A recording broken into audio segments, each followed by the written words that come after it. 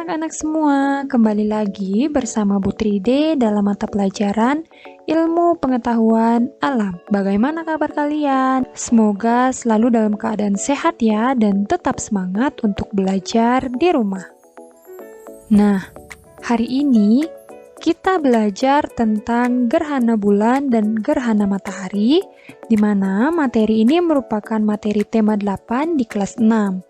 Nah, sebelumnya kita telah mempelajari tentang revolusi dan rotasi bumi serta bulan.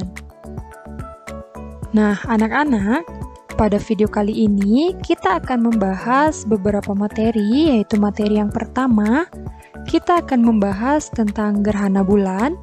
Kemudian yang kedua, kita membahas tentang gerhana matahari. Dan yang ketiga, kita akan membahas tentang sistem penanggalan.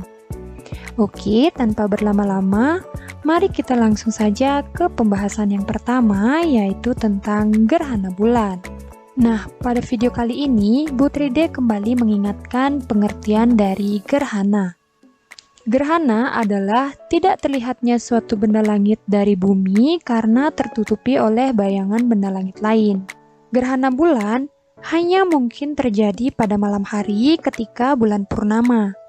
Nah, anak-anak, gerhana bulan terjadi apabila matahari, bumi, dan bulan terletak pada satu garis lurus. Pada saat gerhana, permukaan bulan yang terang sedikit demi sedikit memasuki bayangan bumi sehingga tertutup. Hal tersebut disebabkan karena matahari lebih besar dari bumi. Maka, nantinya ada dua macam bayangan bumi yang timbul, yaitu bayangan inti atau umbra dan bayangan kabur atau penumbra. Kalian bisa lihat pada bayangan yang berwarna hitam ini disebut dengan bayangan umbra, sedangkan bayangan yang berwarna abu-abu ini disebut dengan bayangan penumbra. Bayangan umbra adalah bayangan inti, sedangkan bayangan penumbra artinya bayangan kabur. Anak-anak, perlu kalian ketahui bahwa gerhana bulan ini ada beberapa jenis. Nah, berikut ini kita akan membahas tentang jenis-jenis gerhana bulan yang biasa terjadi. Nah, Ibu ingatkan kembali, gerhana bulan terjadi apabila matahari, bumi, dan juga bulan berada pada satu garis lurus. Kalian bisa perhatikan, apabila posisi matahari, bumi, dan bulan seperti ini, nantinya akan terjadi bulan purnama atau bulan penuh, di mana bulan purnama terjadi ketika seluruh permukaan bulan yang mengarah ke bumi mendapatkan cahaya dari matahari, sehingga bulan tampak mengeluarkan cahayanya lebih terang daripada biasanya. Kemudian, apabila posisi bulan seperti ini, maka nantinya akan terjadi gerhana bulan penumbra, di mana gerhana bulan penumbra terjadi apabila seluruh bagian bulan masuk ke dalam bayangan penumbra. Nah, pada gerhana bulan penumbra, bulan masih dapat terlihat dengan warna yang lebih redup. Nah, kalian masih ingat, yang berwarna abu ini adalah bayangan penumbra, sedangkan yang berwarna hitam adalah bayangan umbra.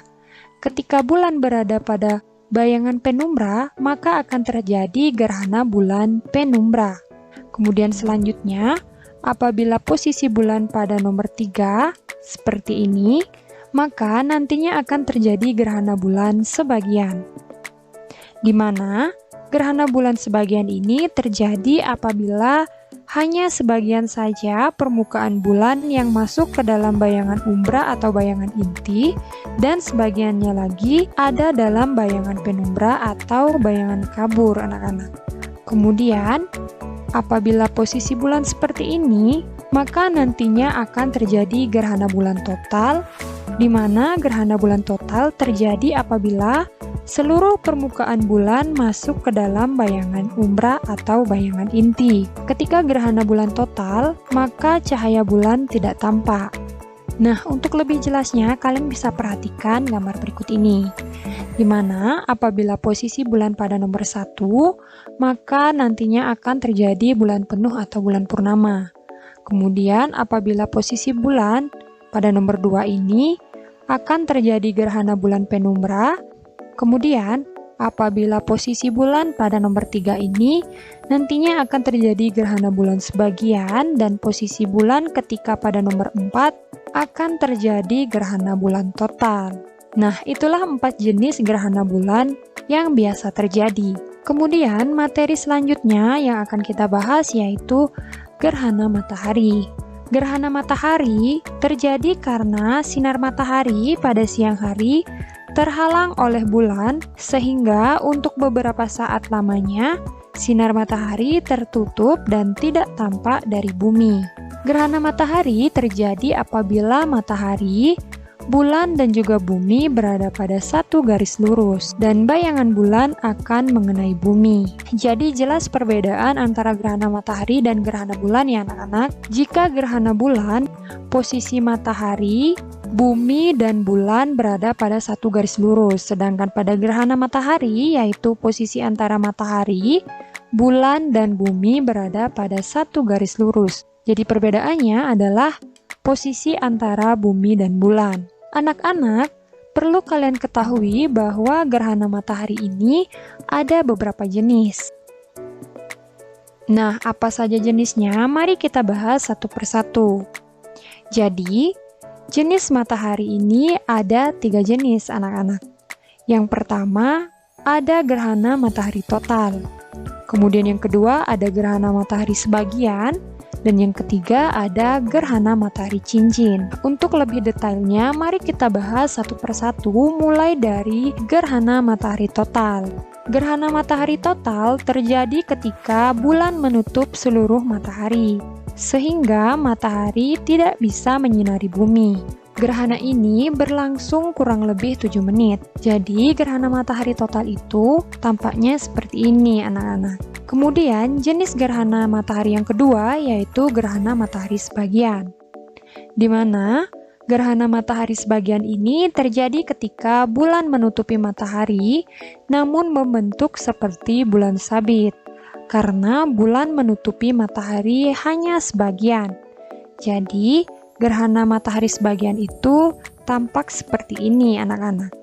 Kemudian, jenis gerhana matahari yang ketiga yaitu gerhana matahari cincin, di mana gerhana matahari cincin ini terjadi ketika posisi bulan menutupi matahari, namun cahaya matahari masih terlihat dan membentuk cincin, sehingga disebut dengan gerhana matahari cincin.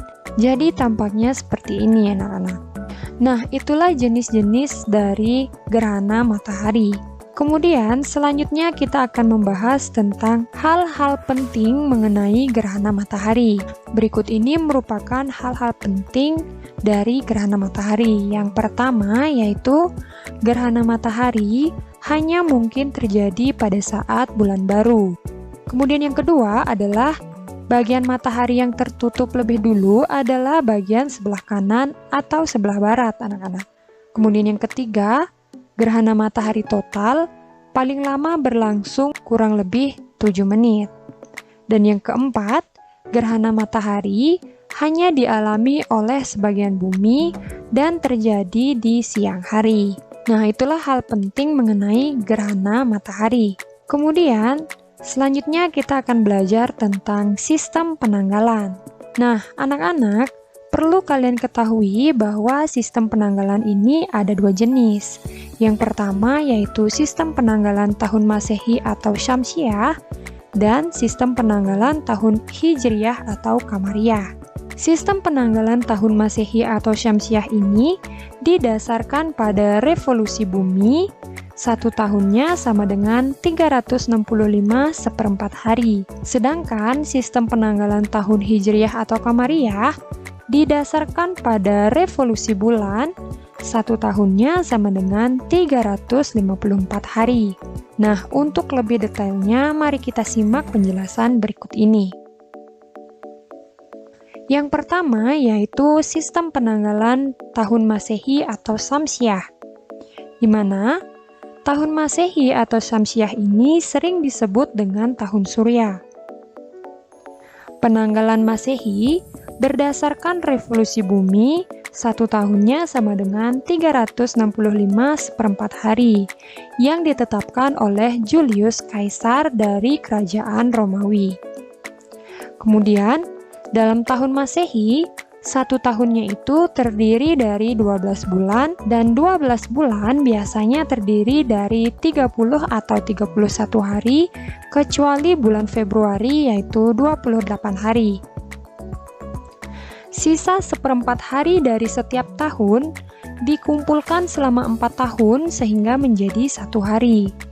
Nah, tambahan 1 hari tersebut dimasukkan ke bulan Februari yang biasanya 28 hari menjadi 29 hari, sehingga 1 tahun terdiri dari 366 hari disebut dengan tahun Kabisat. Apakah yang dimaksud dengan tahun Kabisat?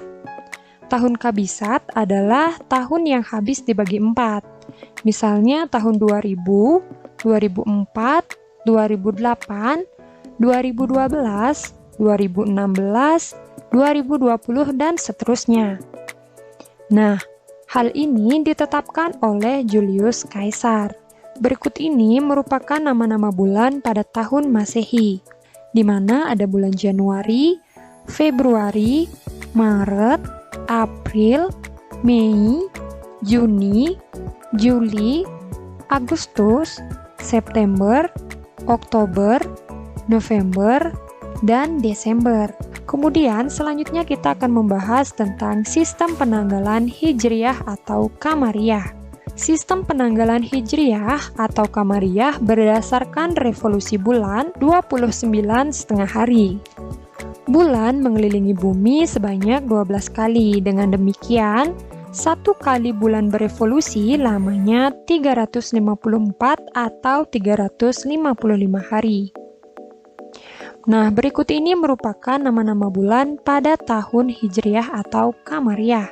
Nah, yang pertama ada bulan Muharram, yang kedua ada Safar, yang ketiga ada Rabiul Awal, yang keempat ada Rabiul Akhir, kemudian yang kelima ada Jumadil Awal, kemudian yang keenam ada Jumadil Akhir, kemudian selanjutnya ada Rajab, kemudian ada Sya'ban, kemudian Ramadan, kemudian ada Syawal, kemudian ada Dzulqa'dah, dan yang terakhir ada Dzulhijjah. Nah, sistem penanggalan Hijriyah biasanya digunakan untuk memperingati hari besar agama Islam, seperti Idul Fitri yang dirayakan setiap tanggal 1 Syawal, dan Idul Adha diperingati setiap tanggal 10 Dzulhijjah. Sistem penanggalan Hijriyah dibuat pada masa pemerintahan Khalifah bin Khattab. Itulah materi dari sistem penanggalan. Oke anak-anak, demikian materi yang dapat Putride sampaikan pada video kali ini. Semoga apa yang Putride jelaskan dapat dengan mudah kalian pahami dan juga semoga bermanfaat. Apabila ada pertanyaan, silahkan kalian sampaikan di kolom komentar.